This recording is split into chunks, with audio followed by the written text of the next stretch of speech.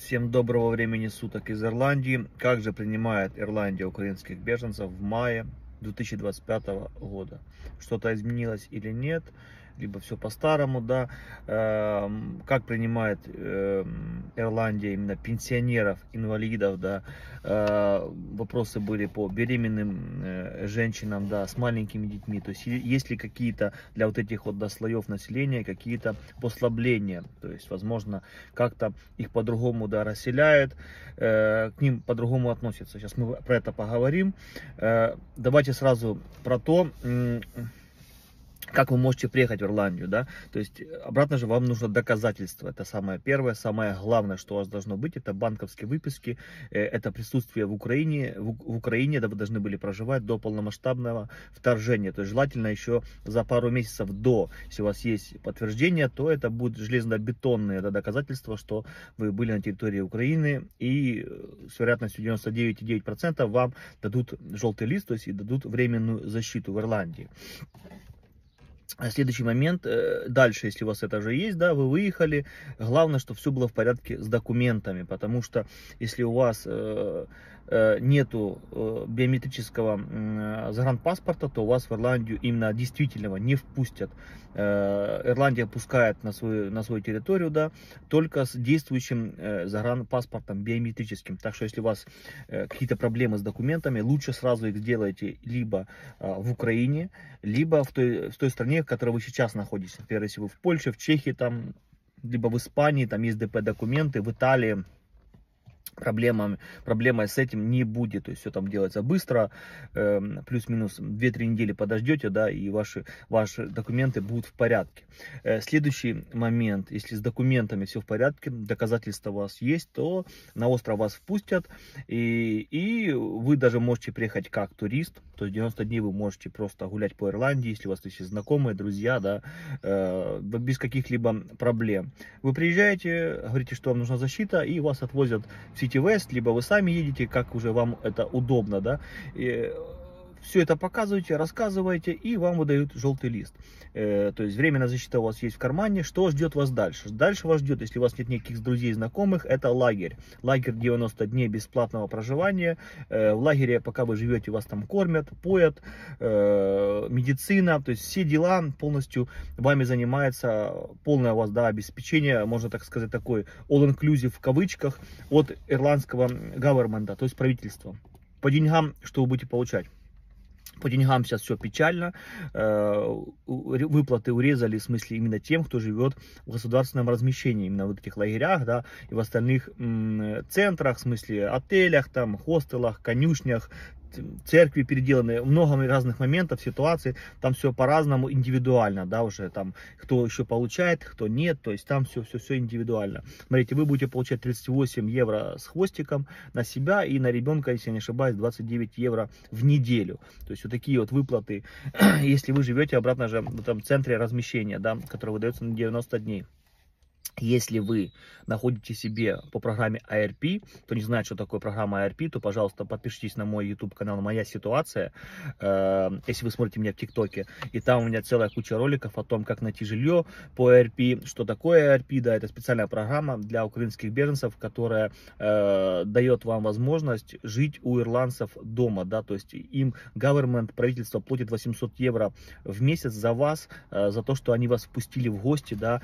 Это может быть как полноценный дом, как комната в доме, либо квартира, да, апартменты, то есть все уже в ваших руках. Искать там много разных служб, да, помогает в этом. Обратно же все там, когда вы приедете, вам все уже расскажут, покажут. Я просто имею в виду, что если вы будете жить по ARP, либо сами сможете каким-то образом снять жилье, то там уже будут выплаты или 250 в неделю, там уже другие уже выплаты, абсолютно другие суммы. Ну, к этому нужно еще прийти, и это нужно еще добиться. Следующий момент, много вопросов по пенсионерам. Смотрите, если вам 66 лет и больше, то когда вы приезжаете, вы показываете, да, удостоверение личности, в паспорте написана ваша дата рождения, и Таких людей сразу, их не поселяют в лагеря, их сразу поселяют уже в более комфортные размещения, то есть это отели, хостелы, то есть это, возможно, модульный даже домик, то есть это уже что-то другое, то есть сразу. И вам уже платят, вам могут оформить сразу пенсию ирландскую, то есть если вам все у вас подходит, то вы реально можете получать там вроде бы 270 евро в неделю. Обратно же, это все индивидуально, нужно смотреть, приезжать, спрашивать. Но практика говорит о том, что если вы пенсионер по возрасту, то есть если вам больше 66 лет, то вас не поселит вот этот вот, да, лагерь со всеми остальными. По инвалидам, ребята, смотрите, в Ирландии понятие инвалидности немножко другое. Если у вас третья группа инвалидности в Украине, то можете про нее вообще забыть. Это вообще здесь не инвалидность, вообще даже можете просто не пытаться даже это говорить, просто это, ну, вообще для них это ни о чем. Вторая группа еще возможно еще может быть вариант, что могут на вас как-то, да, какие-то поблажку сделать. Первое точно да, но обратно же, когда вы приезжаете в City West, там будет дежурные, да, будут медики, которые вас сразу осмотрят. Короче, если вы спокойно ходите ручками, ножками, двигаете, все в порядке, то вас поселят в обычный распределительный, да, вот этот центр или временного размещения на 90 дней. Если вы реально там плохо ходите, да, либо вообще там в коляске, на костылях, там, ну реально проблемы серьезные, то есть это реально первая группа, да, инвалидности, когда человек реально сам не может вообще, то есть у него дееспособность на нуле, то такого человека, конечно, тоже у него будет другое размещение, то есть его тоже куда-то более такое лайтовое, более, ну, в нормальные, да, более условия.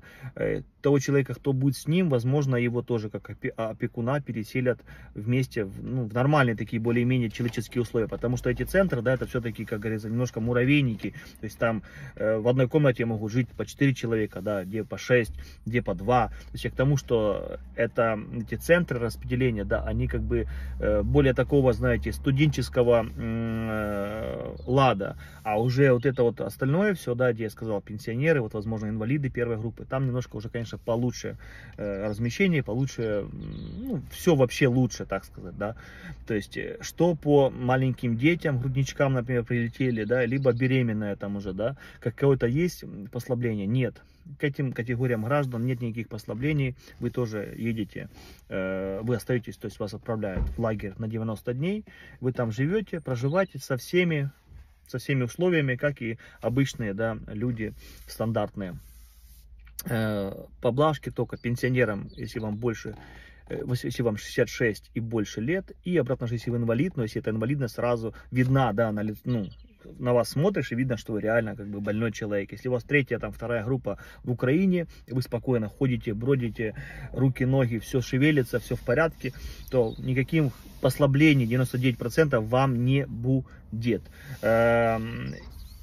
Это вот что, да, такие были вопросы сформированы, да, за вот этот, да, промежуток между апрелем и маем, то есть такие вот вопросы. Ничего так в принципе не изменилось, но уже вот летом должна программа ARP стать, выплата ниже, и к августу должны максимально расселить более 4000 украинцев, выселить из государственного жилья, из размещения, то есть там тоже серьезные такие контракты не продлеваются, то есть и реально людей могут, те, которые жили там в отелях, ну, в нормальных условиях, да, или в модульном домике, их могут переселить реально обратно в лагеря, то есть лагеря вот этого, да, такого, ну, толка, где просто все штабелями, грубо говоря, лежат, да, ну, как штабелями, в смысле, что в одной комнате живут там 3, 4, 6, ну, такое, да, общежитие для украинцев, можно сказать. Обратно же это уже выбор каждого.